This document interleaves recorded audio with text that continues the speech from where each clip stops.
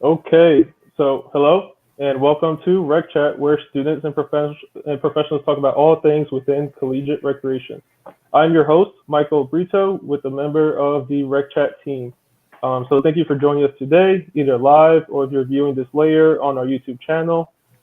Joining me behind the scenes today, we have some other Rec Chat team members, Rochelle Williams from Western Washington University, Greg Durham from Creighton University, and Stephanie Fung from University of California, Davis. So today we are pretty excited to have some folks from NIRSA HQ. For those of you following on Twitter and Instagram, we'll be asking questions using the Rec Chat handle. That's where you can follow us. Feel free to also send us questions, and we could get to those later during this broadcast. And just participate and check us out. So before we introduce our panelists today, we wanted to share our gratitude with our friends from NIRSA HQ. It's nice to have them on this time to thank them in person. We appreciate all your support. And if you haven't already, follow them on Twitter and Instagram at NIRSA Live. Also, did you know we are on Instagram, YouTube? Rec Chat handle, that's our name. Feel free to check us out for more content about all things within collegiate recreation. So without further ado, I will let our panelists start by introducing themselves. So tell us your name, your position, and what is your favorite recreational activity? I can start. I'll kick things off. I'm Nazifa Islam. I'm the communications coordinator. I've been at NIRSA 6 years. And walking is the one consistent, I guess, recreation thing that I do. I go for long walks. And I'll bump it over to John next. Hi, I'm John Raskowskis, and I'm a professional development coordinator and the foundation coordinator. My favorite recreational activity, I guess, is cycling, like bike riding. On to Nicole.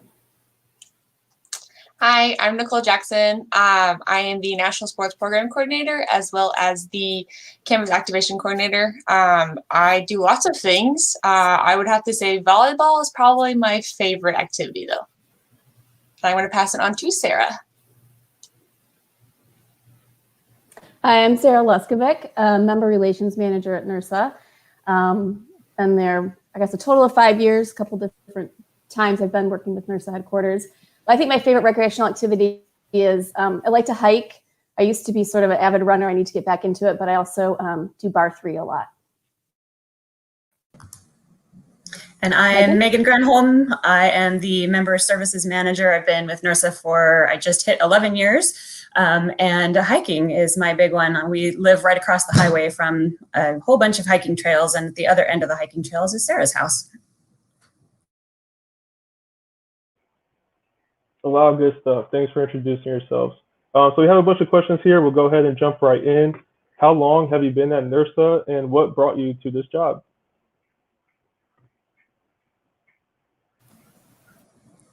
I can start again, I guess. So yeah, 6 years at NIRSA. I hadn't heard of NIRSA before I got the job, saw the job listing, but our communications director, Simon Bravo, and I both went to the same MFA program at Oregon State University. So the way that I found out about NIRSA was through who turned out to be our mutual thesis advisor. So that's how I got started with NIRSA, and then dove in and found out that there's so much to learn. And I don't know, it's been like 6 years, and I feel like there's still things that are a mystery. Yeah, I've worked here 7 years, and I didn't know about NIRSA beforehand. Somehow my dad did for like basketball officials training or something. But yeah, I wish I'd known about all the rec opportunities when I was in college. I did participate in some, I just didn't understand the full extent. What brought me here was I live here in Corvallis, and I was looking for a career change, and a friend who works here, Christine, was like, you should apply. And I was like, I don't know. But now I've been here 7 years. It's great. On to Nicole. I have been with NIRSA for 3.5-ish years. I didn't know, I went to Oregon State, so which is not very far from NIRSA. I had no idea NIRSA was here. My mom went to Oregon State, had no idea what NIRSA was. So I was just recently moved back to Corvallis. after a few years of college, and just was looking for a part-time job. Just kind of didn't really know what I was going to do. Came across NIRSA, started in the receptionist position, was there for a few months, and I've been the sports coordinator for 3 years, and then campus activation coordinator for the last few months, just helping out there. So NIRSA just kind of, I think, found me a little more than I found it. I've been at NIRSA, well, it started in 2013. I literally was in the office for 4 days and went to Las Vegas to the conference there. So I kind of had my immersion into what NIRSA really was by living a conference. I was the foundation and leadership coordinator at that time. So worked closely with the foundation and the leadership programs. Took a little break, be with my family, worked part-time for a community foundation here in Corvallis, and then came back in 2018 as a member relations manager. But when I first learned about NIRSA, a similar story, like I didn't know what it was. I lived in Corvallis for probably 10 years, had a mutual friend that worked there years ago, found the posting, and then just kind of fell in love with it. Even like when I took some time away, I always missed the camaraderie of the office and my work colleagues. So glad to be back. Megan? Well, I've known about NIRSA forever because my husband works there, and he's worked there for 25 years. He is the creative director, so he does all of the web pages and all the print work and all of the logos and all that stuff. So I always knew about NIRSA, but then when I think it was somebody in the education, which is now the PD department, she had to have surgery, and so she couldn't work for 6 weeks. So I came in just as a pinch hitter, as a temp for 6 weeks, and then that turned into 12 weeks, and then that turned into forever. And so I've been in that department, I've been in billing, and I've been in membership, so all over the place. Yeah, it's funny sometimes how plans work out. Next question here. What were your past recreation experiences, and how did it change since being a part of NIRSA?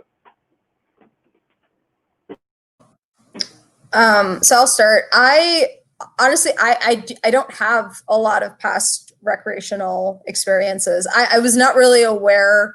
I went to the University of Michigan for my undergrad, and I know that there's like a rec department there. And I think the one time I went was to go watch friends play soccer or something like that. And that was kind of it. I didn't really think about recreation. And honestly, probably more being in the office has encouraged a lot more recreational activities, because we'll do like little things like, before the pandemic anyways, we would go on walks in the mornings and in the afternoons, and on occasion there would be like, I don't know, a plank challenge that we'd be doing for a month or something like that. But yeah, there are ways that the office had kind of managed to sort of bring rec into the workplace, and that's kind of more where I have become a little bit more familiar with rec activities. But they're not, it's not necessarily like a constant part of my life.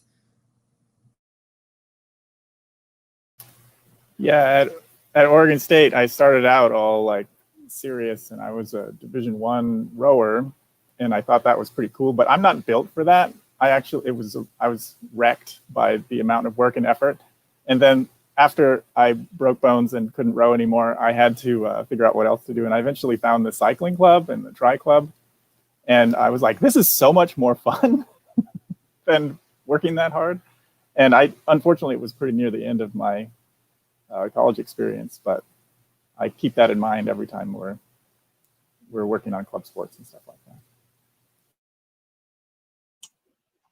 that. For me, I have always been fairly active, more in the volleyball realm. So definitely still play volleyball. I played in college. I played for club sports. Still didn't know NIRSA was a thing at that time, which is funny. But if it wasn't for club sports, I wouldn't have met my husband. So I always tell that story because that's very impactful on my life. So I'm just very active in general, running, working out, hiking. So I do lots of things. Sarah? So I ran cross country when I was in high school, and then even ran just for pleasure and just for staying fit. Then kind of got out of it, but I think it was probably when I came back, or shortly before I came back to NIRSA, that I really started running again, and it motivated me. And I think it's just, working there, like, I know that the physical movement and well-being is really important, but it's just like more evident, like, talking with our members, knowing what they're doing on campuses and how important what role that plays in our students and in our lives. I think that's really helped kind of solidify for me to continue that sort of a lifestyle.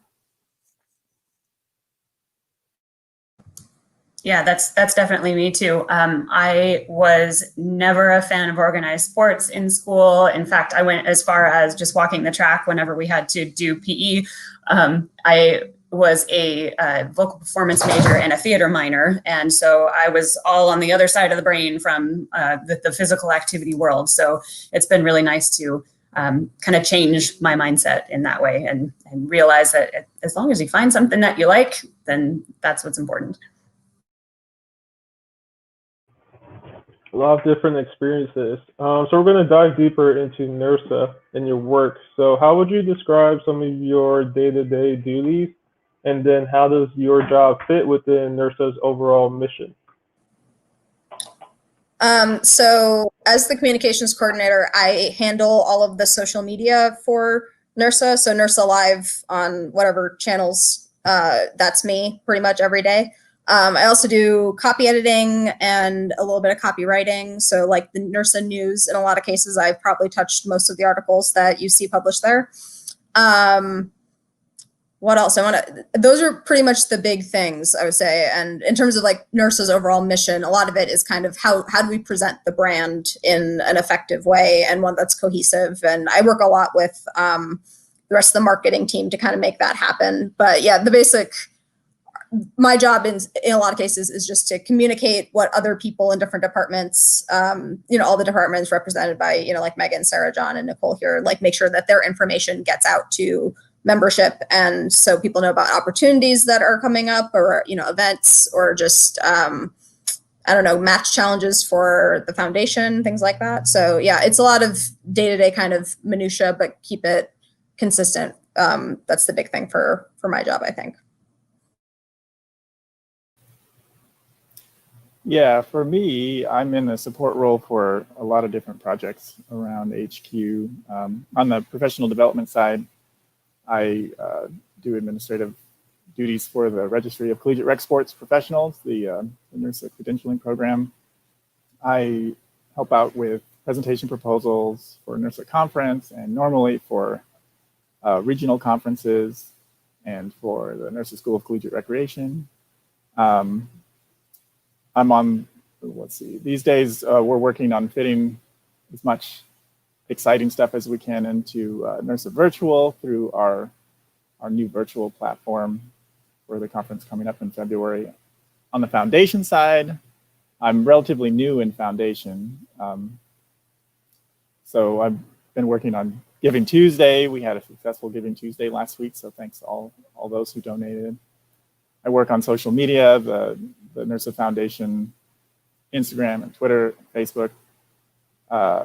We just completed scholarship applications, and I was just like on the PD side, I was working on the back end of making sure those worked, and just a little coming attractions, those are going to reopen. So if you didn't apply for a scholarship, you're going to get another chance. And that's all also heading toward NIRSA 2021 virtual. Nicole? So like John, I've been splitting my time in a normal year as a sports coordinator, working, with this series, with NIRSA Championship Series. I work a lot, I work really closely with all our hosts, so nationally, and all our regional hosts, which is a lot of meetings and just emailing them, giving them support where needed, resources, whatnot, data, kind of like stuff like that. Dealing with like the applications when they open for the various positions, staff, officials, directors, and whatnot. And then a big part of my job when we have the tournaments going on is registration. So kind of like John was saying, for all the different conferences, each sport has its registration, which I help facilitate through IM Leagues. It's a lot of phone calls, it's a lot of emails, helping teams get signed up, answering lots of questions, directing to different things if needed. So just kind of that support. And, where my sports role kind of fits into the NIRSA mission is more on the side of like development opportunities. It's not only like for players to develop skills and leaderships and whatnot, but it's also for our officials and our staff to just gain professional development, networking and whatnot, and various skills within the various positions that we have. On the campus activation side, I'm a little newer, but for day-to-day kind of stuff right now, we work with our partner Riddle and Bloom, and we kind of basically bring brands like Amazon. We're doing like Amazon one right now. We recently just did where Amazon has like, hey, we want to help promote fitness. Like, so we kind of Riddle and Bloom, we work with them to bring Amazon to campuses to what we call activations. And that's definitely like a growth opportunity and it's like a sharing of knowledge type of thing. Like we're also doing like a rec movement right now, and that's continuing into next year, which is exciting. So that's a way for people to share kind of fitness classes that's going on, track their minutes. So that's kind of like the two sides I'm on. Sarah? Great. So I think Megan and I have some similarities in our job, but we also have differences. We both are in the membership department. So my focus is sort of on the engagement, which we both do. I work very closely with the member network, helping support them and their initiatives, and closely with the student leadership team. Shout out to Mike, who's the former Region 1 student leader. Worked very closely with him last year. And that's always great to see the students' engagement and help support them to continue to support student engagement in our association. I'm currently the sort of project lead for Ideas in Motion. Just started working with that a couple months ago. Megan had been doing some of it, so it's kind of fun to help sit on the back end of those and hear what our members are doing and how they're engaging and supporting one another. So I think that's been a great initiative that NIRSA took on in the midst of everything happening in March. So I support the esports advisory council. We had a task force that started a couple of years ago to kind of scan and see what was happening with esports across campuses. So I'm still supporting that group who, unlike the Champ Series, is putting on an event. My role is to help sort of continue to provide, with this group, to provide resources for our members as they continue to navigate esports. And then I also help support a lot of the elections. Mary Callender helps quite closely with the Nominations and Appointments Committee, but I work closely with her as well. We just launched yesterday the website for the board positions and for the member network, so you can go check out who the candidates are. But yeah, a lot of just in focus as sharing knowledge and resources with our members to keep them connected and networking. Megan? Yeah, Sarah and I work pretty closely, and there's a lot of places where we both overlap. I work a lot in member services, so doing a lot of customer service for our members and keeping our member database clean and that sort of thing. I do a lot of business intelligence, do reporting and that kind of other side of the brain piece. And then I can go on to more kind of proactive long-term projects like planning career week, doing recruitment and retention projects. I also work with several committees. I work with HBCU committee, the career development committee, the student staff development work team. And then now that things are funny, for this year, there's a lot of new and interesting kind of, let's try this, let's try that. So there's a lot of little special projects that I've been enjoying getting to work on. Appreciate that. So we know Leah Doherty went back and published an article about having to pivot during these times. So after learning about your day-to-day duties, how have you all had to pivot with purpose during COVID?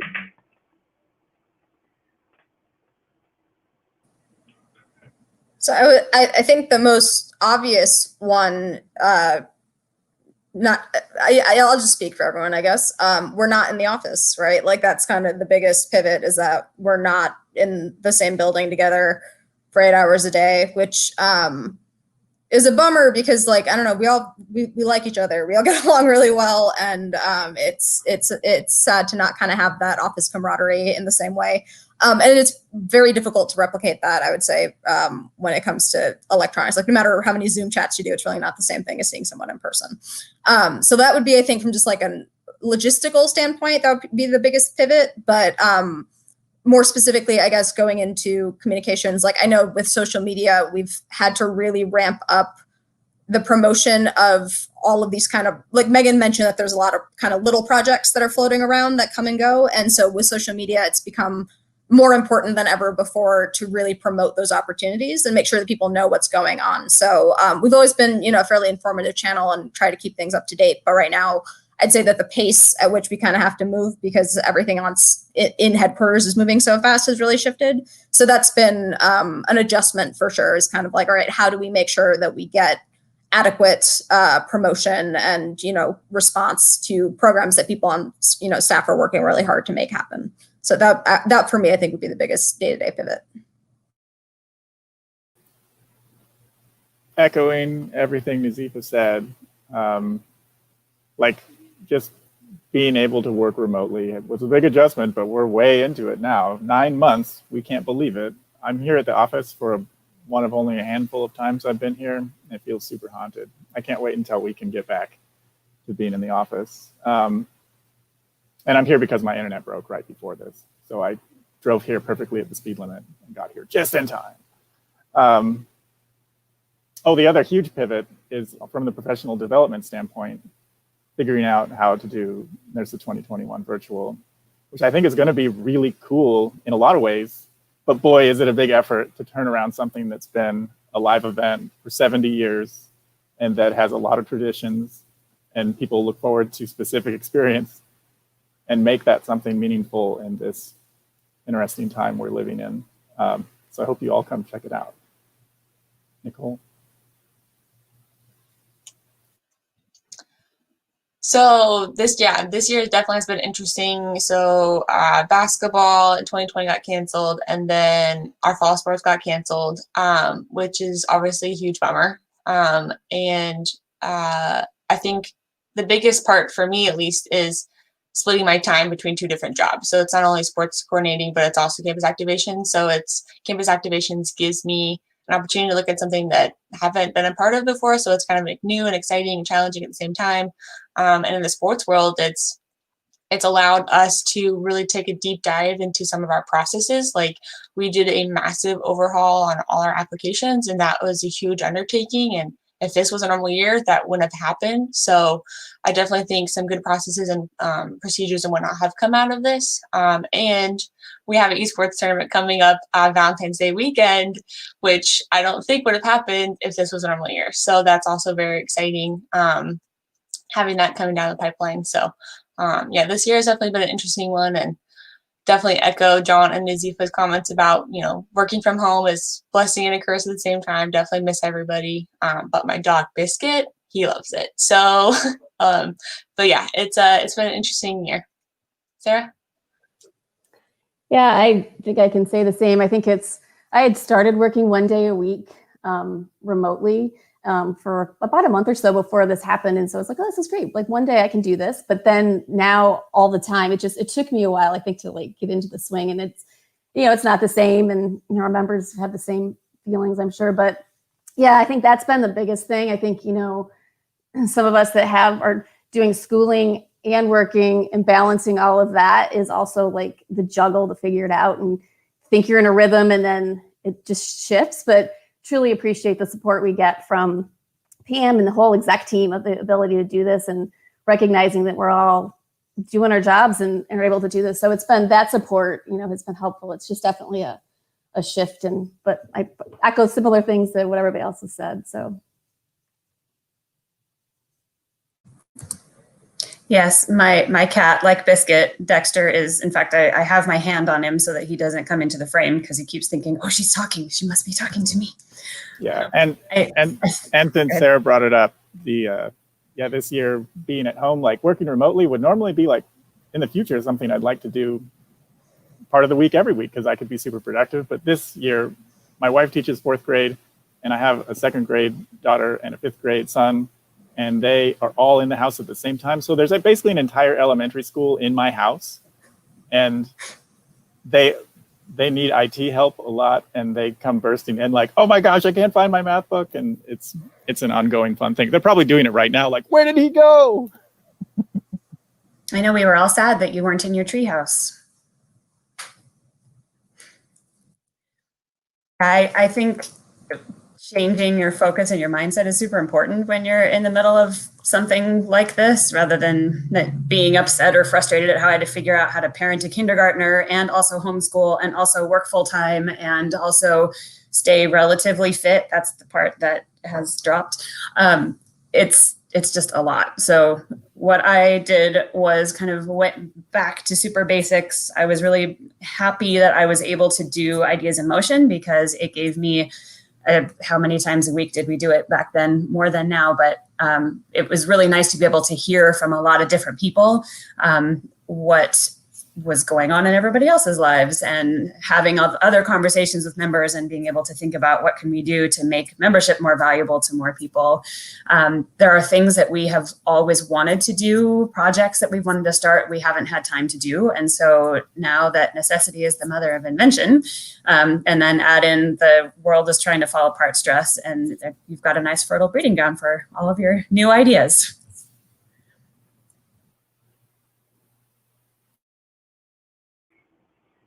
Right. So thank you for all that you do. I know it hasn't been easy, but we appreciate the work you do for the association and keep it going. During the Back to Better days, what has been your favorite NIRSA experience? I can't pick a specific conference. I'm trying to, it's definitely a conference, just because that's like the one time of year where everyone gets together and we get to like spend time. Like, you know, in the office, you have conversations in kind of hallways, right, in between meetings and things like that. But like, it's not quite the same as being transported to another city where you don't really know anybody else and you have to put on a conference and you all have to work together. And it's really fun. Like, you actually, you know, get a chance to spend more time with people than you would otherwise. Denver was really great, but like, I wouldn't say though that like any of them were so much worse or better than the others. It's just a really nice experience, I think, to go with everyone to conference and kind of see the thing that everyone has been working on all year come to fruition is really, really nice. And again, you spend the time with people that I otherwise wouldn't be able to spend that kind of time with is really fantastic. And, you know, on top of that, you get to actually meet members who, you know, you've maybe emailed with and worked with on committees or something all year, but like now you get to see them in person, and that's always really exciting. And at this point, because I've been to enough conferences, like I can, you know, I recognize people and people recognize me, and it's just, there's a really nice feeling of camaraderie, which I'm sure is similar to how members also experience conference. John? Yeah, annual conference is like the obvious answer for all of us, I think, because it's where we see what the association is. Here in Corvallis, it's a nice place. We all chose to live here, but we're remote from a lot of the work that's being done by the members of the association, with the exception of our awesome Portland State, Oregon State, University of Oregon members that we see fairly frequently. But yeah, annual conference, we get to actually go see all the people we've been emailing with face to face, and it really is a family reunion. And it's definitely my favorite part. Oh, and for us, it's like, it's how we understand our work is by seeing it. That's like where we see it in action. And when Sarah said she got to go to one 4 days after she started working, that must have been crazy, but also really informative. I feel like I learned a lot. I feel like all of us are sort of like students of NIRSA when we first start working here. And then when we get to the first conference and make it through, then we kind of graduate to be like the NIRSA professionals we are, and we continue on in our work. And my other favorite part is working with my colleagues who we really miss each other right now. And it's interesting, like Nazifa would normally be right here, and Sarah used to sit right behind me, and it's hard to work apart, but also this team has been really supportive through this crazy year, even as we work remote.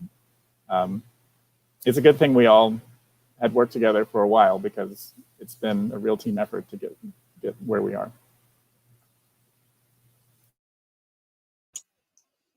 So for me, I haven't actually been to annual conference, so I can't speak to that experience, but I have that same experience at all our tournaments. And I think with the tournaments, like I have a specific memory that I always think about when someone asks me, oh, what's your favorite part about tournaments? Is it's at the end of the day, everyone is tired, you're probably cold, hopefully not wet, because hopefully the weather was nice. But like for me, there was a time where they were coming to pick me up in the golf cart, and they had a boombox, and I just started dancing, like walking up to them, and it was like 10:30 at night. Like, we're trying to go to a meeting so we can all go get food and go to bed. But like, I think for me, it's just building those relationships with people, because especially with tournaments, and I'm sure it happens at annual conference, you have long days, you're tired, like you're dealing with the weather, and it's like relationships form, friendships can form, I think, a lot easier because it's just like y'all are experience that same thing. So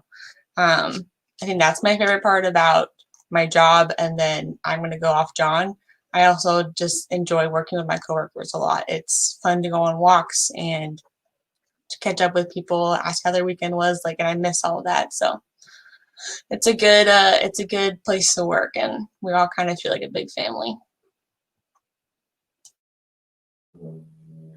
So I'm gonna, I don't know if I can hear it, I'm gonna apologize. It's band time right now. My youngest son plays tuba, so I'm hearing it in the distance. So if you hear it, that's what it is. I think mine is I echo a lot of the same. Missing, going to annual conferences. I had a couple opportunities since coming back to NIRSA to go to a couple regional events, which I had never done prior to when my time was there. So that's also great. It's like you see the big annual conference that we help put on, and then going to a regional event, which is really the members putting on that event. So it's kind of a great way to see what our members are doing and experience that. So I miss this in person of being in the office and being with staff. It's just definitely, we have a good rapport. So, and I think I'll share another small one. John will have to tell me what year it was, but several years ago, several NIRSA staff and some other people, we did a 2-day relay in Central Oregon, and John participated in that, and I was at that, several other members, and it was a blast. I mean, thankfully we were all friends and still talked to each other at the end because it was 2 days, sleeping in a van, nobody slept, we all ran, but it was definitely a bonding experience and definitely something I always cherish. It's 2014. I think I have the, hold on. Well, there's a picture at the other end of the hall where John is. There we are. Yeah. It was an experience, but it was fun. I always think back to that. So we all still talk to each other. Megan. Yeah, well, this is the problem with going last, is that everybody's already said the things you're going to say. It's conference.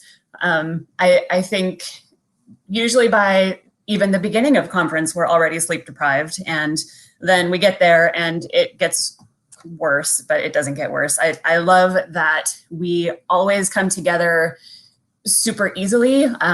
So when there's problems, there's almost always going to be a problem at the very beginning. And then everybody has to kind of run around and try to figure out how to fix it. And it's always kind of fun, even though, oh no, it's a big problem. And we always fix it. So that's good. And I think the other thing that I love is just being able to sit out in front of registration and watch people squeal and run up to each other and hug each other. And I just like to be one of the people that gets to make that happen. It's really fun to see the love that members have for each other. And I'm the reason, along with a few other people. A lot of great memories for sure. We have a question coming in from our social media. So what time of the year do you look forward to the most working with HQ? Do you have a favorite or busy season like a lot of us do on campus? Well, conference is our busy season. And it used to be, we joke about how summer used to be really slow. I don't know that summer was actually really slow, but we always used to say that back at the beginning. No, it's not that way. Conference is pretty much the busiest season for pretty much everybody because most of the time we all have some part to play in conference. This year is a lot different. I feel like we've had that kind of steady, there's just lots to do because we're pivoting and that sort of thing. But that usually that's the big time, is from the time we get back from Christmas and say, oh shoot, conference until we're back on the plane.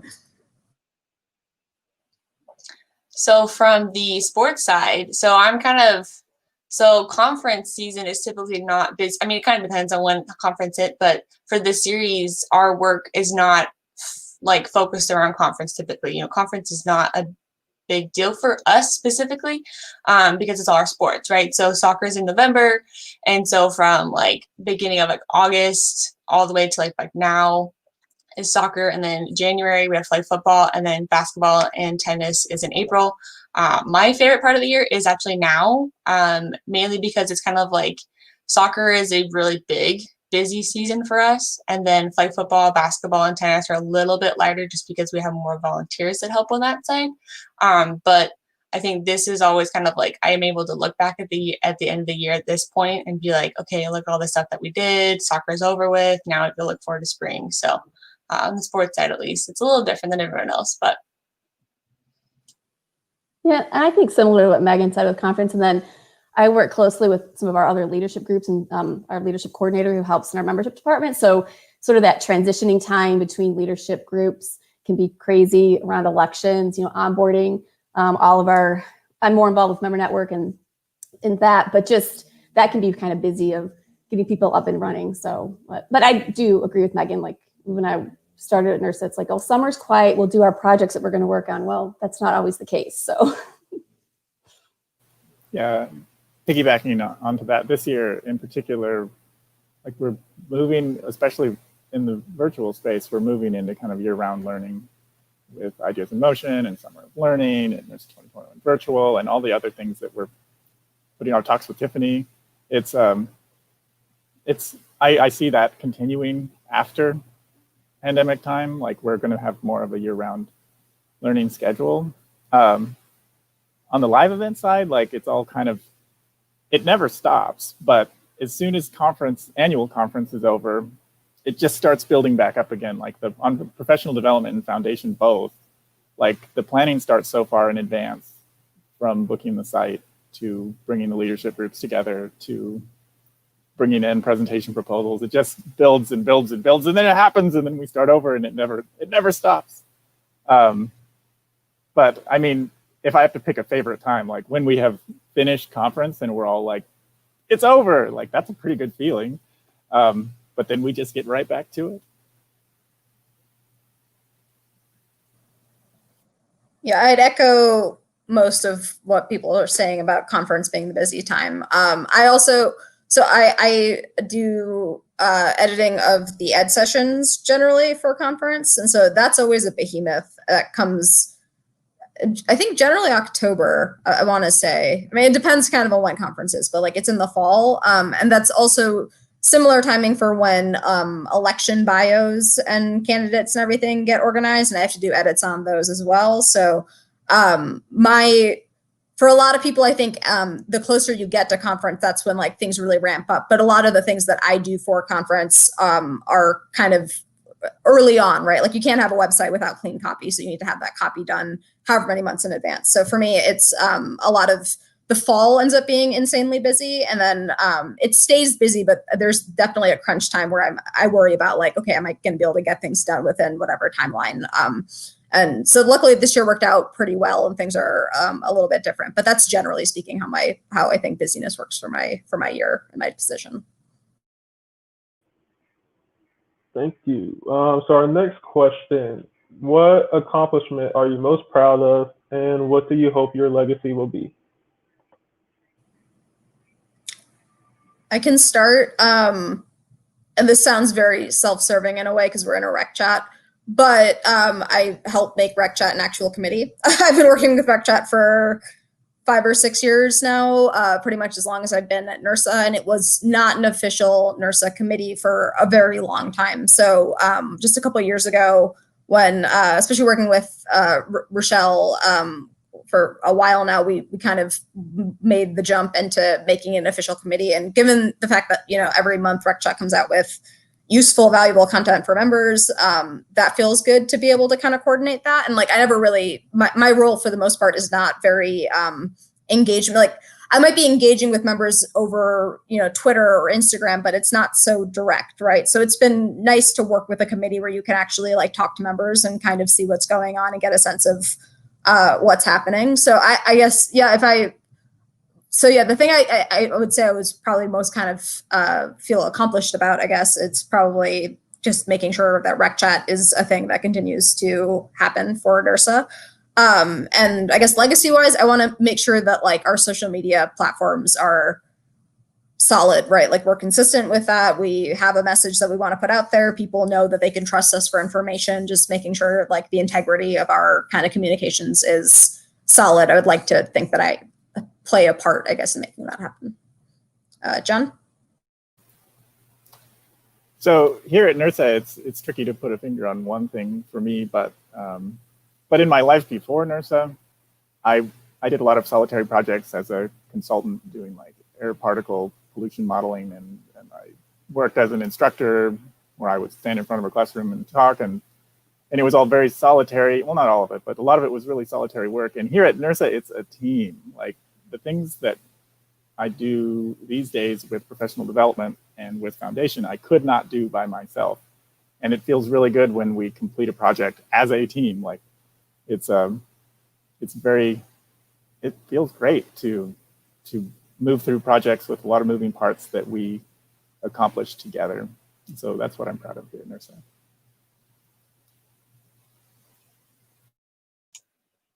So John stole mine. I mean, I think when it comes to the tournaments, we could not do it without our volunteers, our committee members, our chairs, and every single volunteer, official, staff, director. We literally could not do without them. There's no way Val and I could put on the quality of tournament that we have without their volunteers. So I think, I want a huge shout out to all of them. And I think for me, accomplishments is just being a part of that team. I think it's a lot of work that goes into it, a lot of work, a lot of energy, a lot of time. And, when it comes to like my legacy, that's hard for me to think about because I've only been here for 3 years, and I really hope that I'm at NIRSA for a long time. I want to be a Corey. I want to be Megan's husband. I want to be here for 25, 30 years. My boss, Val, she has been here for 20 some years. So my legacy will just be to continue and to develop this series and make it something that people want to be a part of, because it is amazing to do, volunteer at, staff at, whatever. So I'm extremely lucky to be a part of the group that puts on these tournaments.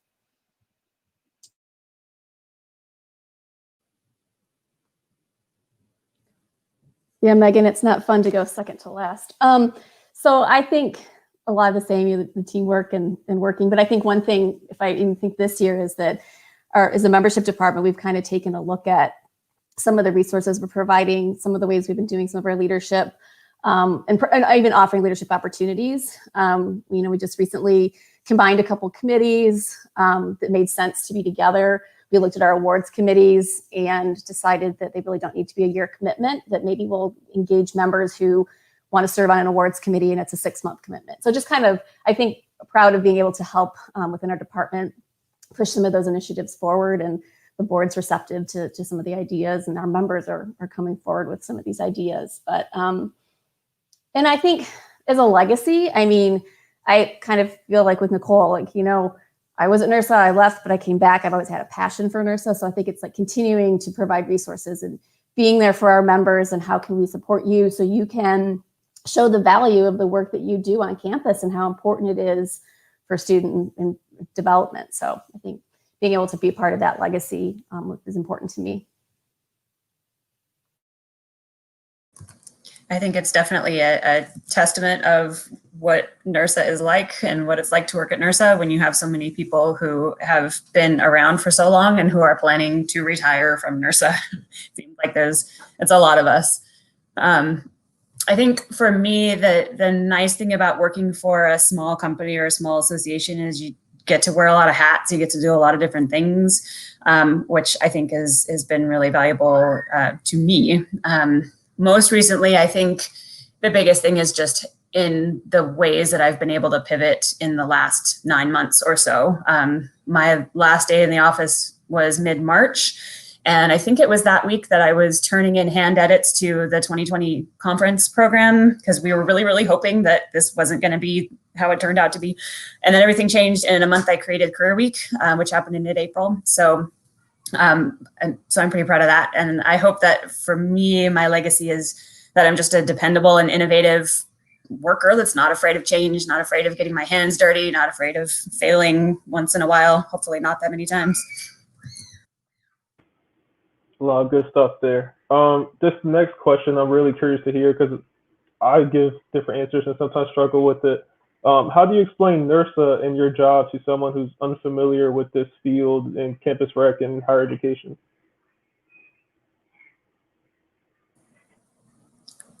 I can start. Yeah, when I say NIRSA, people think a lot of people think nursing.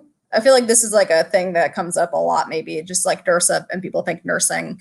And so I explain it as that, like, I handle the social media for the Collegiate Recreation Professions Association, which is entirely accurate, and yet somehow does not seem to clear anything up, because people get very confused that there is an association for collegiate recreation. So you kind of have to get past that barrier with people, where you make it clear that, like, hey, this is a career track and this is a profession, and that really does have an impact in higher ed, and like, this is what's going on.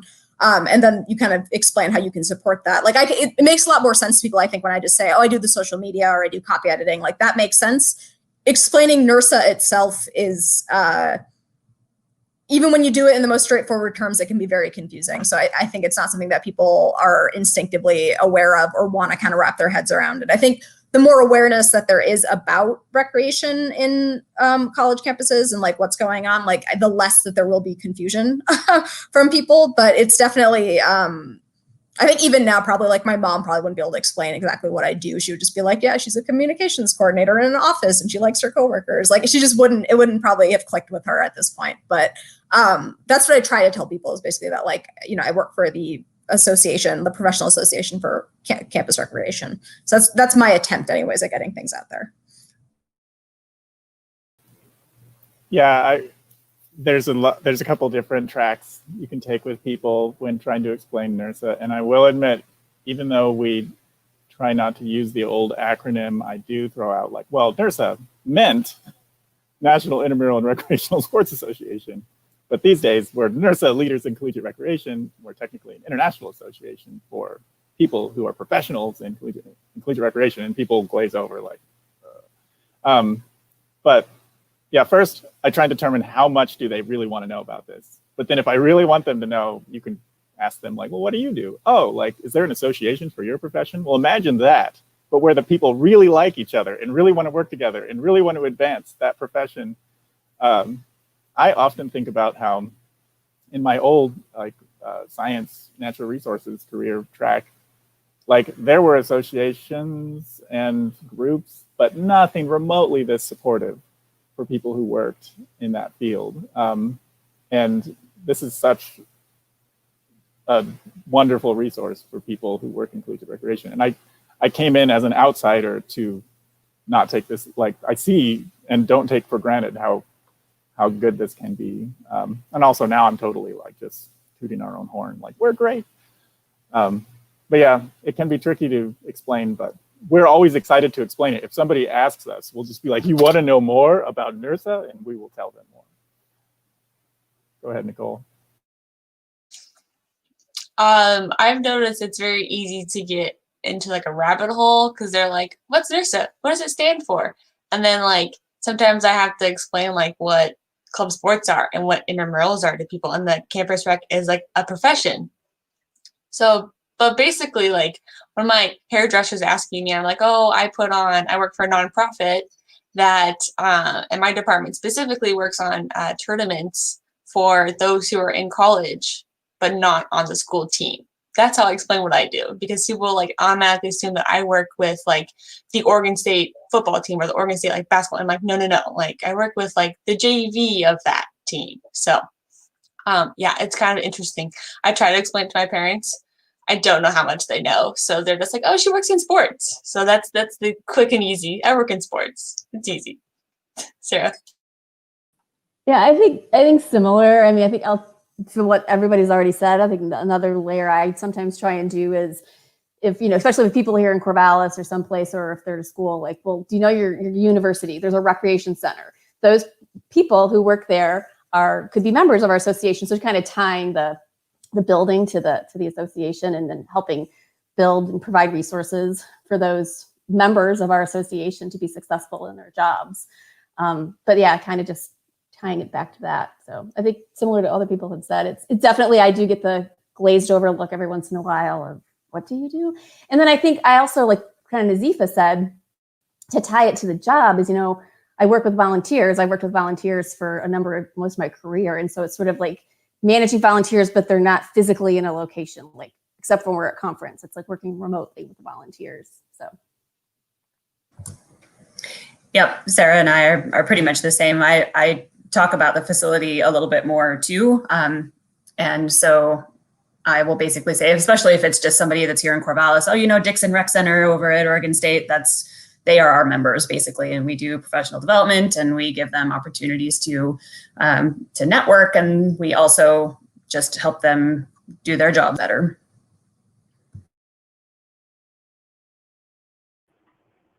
I might have to send this to my parents later so they can finally understand what I do, hopefully. Next question.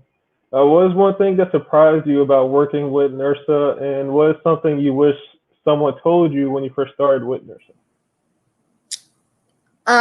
I think a big thing that surprised me, which maybe just goes to show how jaded I am, but everyone is so enthusiastic. Like everyone that you work with, and not just like the fact that like I like my coworkers a lot, but like members themselves are really easy to work with. And like I'm an introvert. I'm not a people person really. It's not my usual thing to like be in constant contact with someone trying to figure out a project.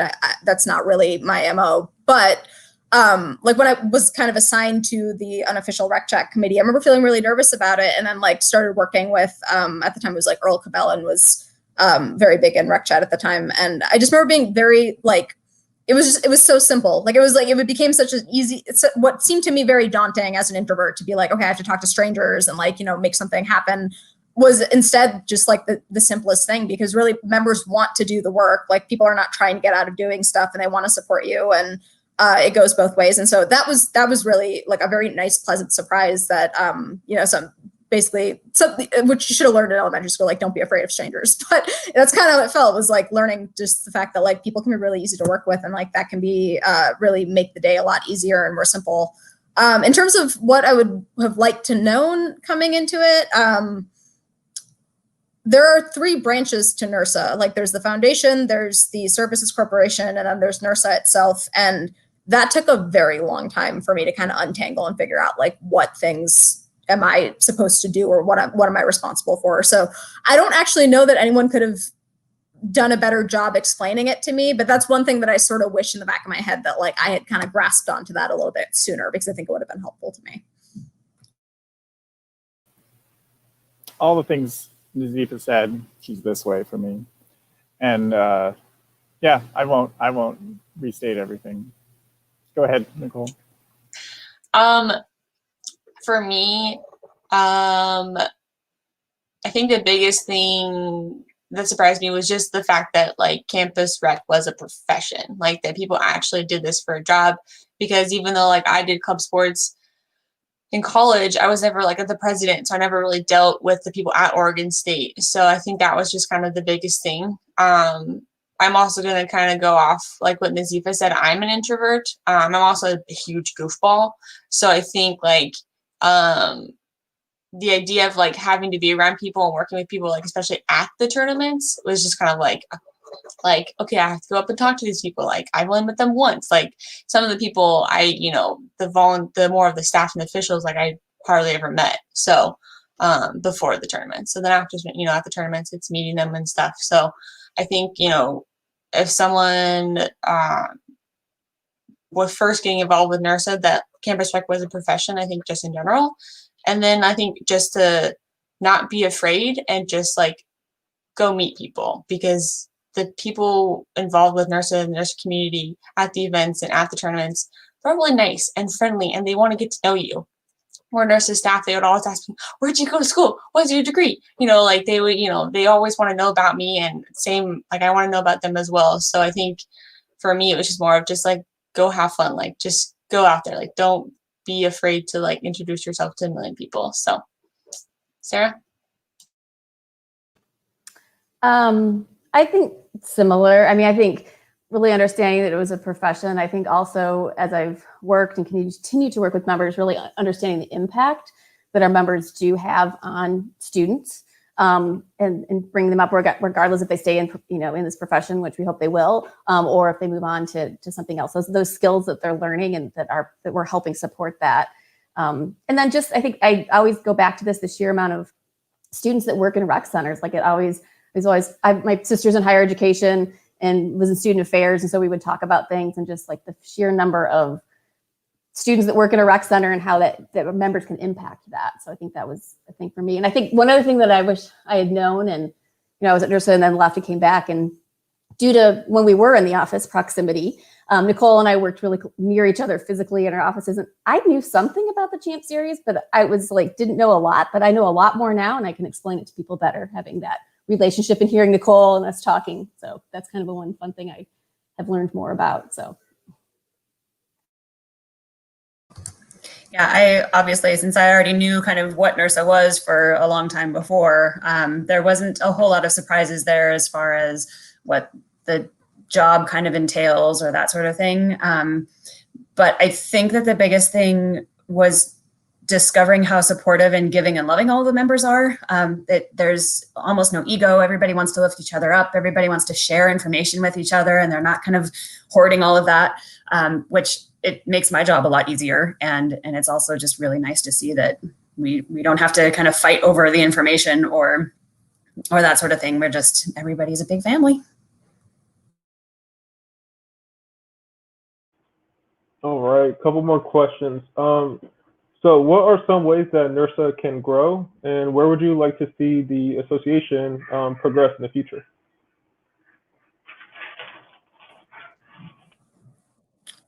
I think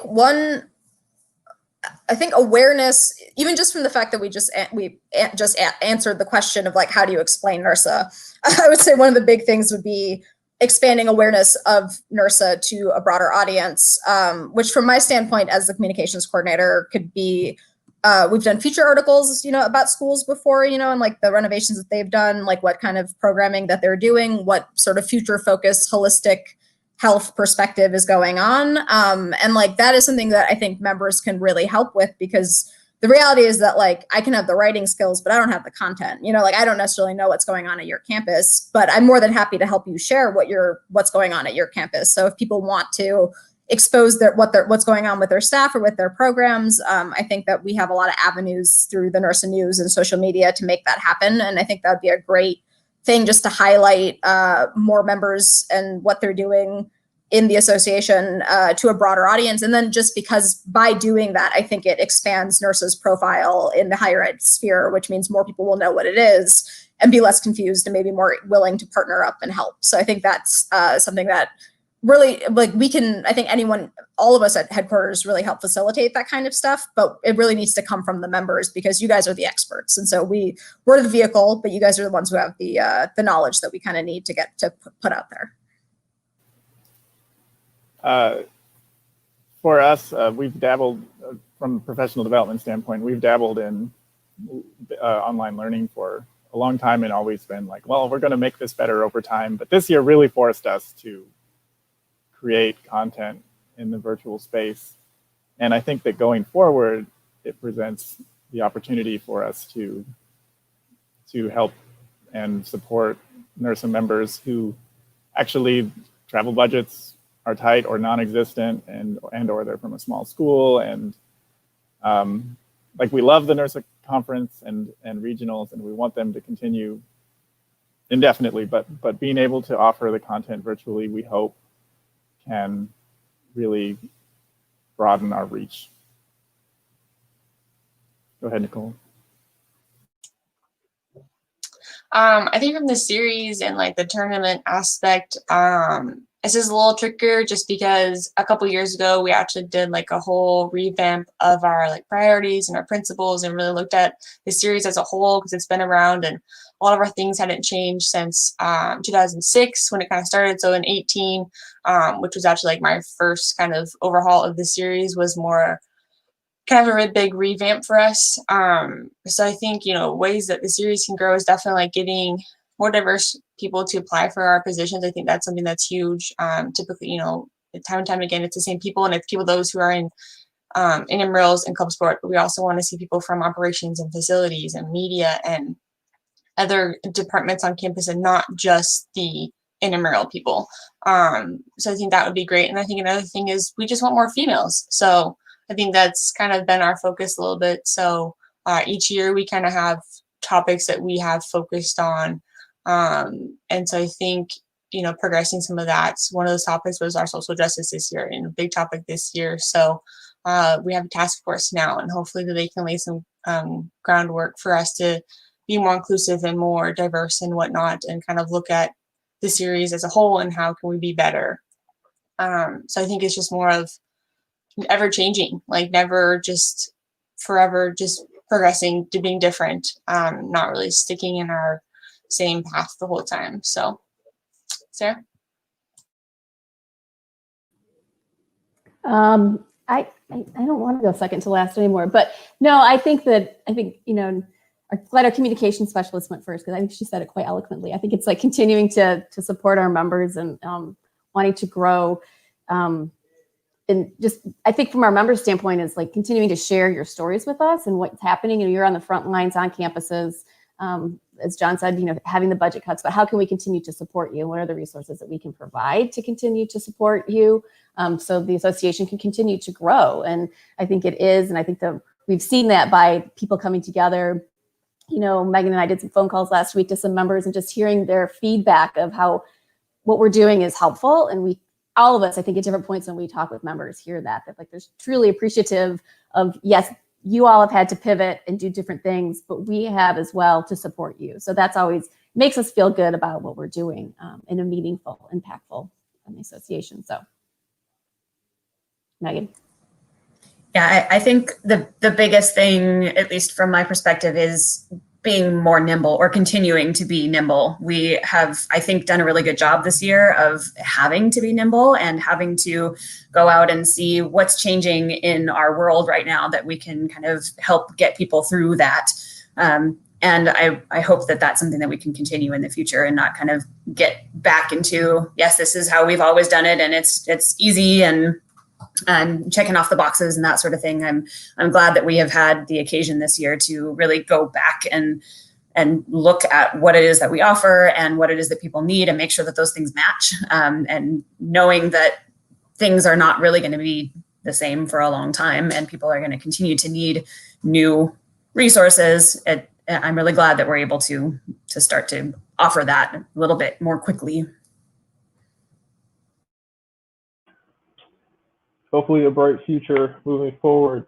We have another question coming in from Twitter, similar to along these lines of envisioning the future for NIRSA. What's one project that you'd like to see come out of HQ that has not been done before? Nothing is too big here. I'm going to go first. Ziva. No, I think kind of just echo from the leadership and from membership point, we're trying to look at our awards and helping revamp some of those. One that we talked about as a department is trying to do sort of a programming award. We have our Creative Excellence Awards, but one thing we're trying to kick around is like programming that's happening on the campuses and how can we recognize that? It all ties into spotlighting what our members are doing, spotlighting what our institutions are doing. So just sort of that sort of, so hopefully maybe by the next award cycle, we'll have a new award more around programming is one thing I'd like to see.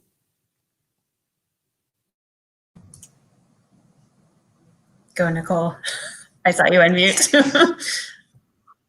I'm going to cheat a little bit on this because we do have our esports tournament coming up. And yes, it'll be the first time, but so it's not necessarily, doesn't 100% answer that question, but it is something that I'm extremely looking forward to. I have been wanting this since it has been a topic the last year or two or so. So I think that's kind of the big thing for me is I'm excited to see that esports tournament happen in February. I'm liking the direction that we're going with making learning more accessible to people. So you don't have to spend $1,000 to fly across the country to be away from your campus for a week. So I'm really liking that we're doing a lot more virtual. I hope that we can get more into more written resources as well. So for those of us who would prefer to read rather than watching a session on your computer, especially right now when we're all Zoom fatigued, I'm hoping that we can do more on that end with more written resources and books and manuals, that sort of thing. Megan stole mine, and so I'm going to change it to this. See, I got to go second the whole time, and now it's now it's my turn. But I will change it.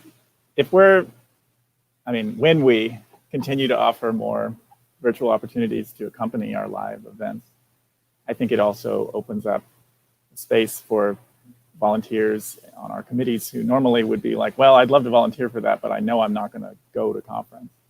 But now there will be a way for people to go to conference and participate fully through a whole cycle, or 2 or 3 or 4, as many as they want.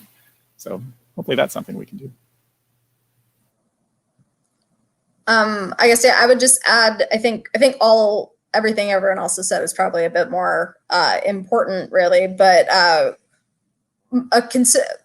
consistently getting out stories about members and what they're doing right now is a challenging thing. And we've done it in the past. We've done plenty of feature articles about schools, but I think if there was a more constant drumbeat with that, where it was, like a very regular thing, and this literally just comes down to getting, member involvement and then finding the time to do this in the middle of everything else that's going on. But I do think that if we could continue to highlight just members in general and what they're doing in whatever way, shape, or form, that would be really great. And I think there are opportunities via social media and through the NIRSA News to do that. And it's, again, not entirely new. It's not something that we haven't done before. I just think that's something that we could continue to improve on as we move forward. Yeah, and I want to add, anytime that we hear from members, good things that we're doing, bad things that we're doing, things that we should be doing, that is really, really awesome. We want to hear from you, so bother us, please. Okay, so that's a wrap on today's broadcast. Thank you to everyone who tuned in and joined us and sent in questions. We appreciate that. A big thank you to you all, NIRSA HQ members, for all the work that you do and for spending your time with us today. It's been nice to get to know you all better over this chat. So thank you. Until next time, have a great rest of your week. We'll see you again soon, and stay safe.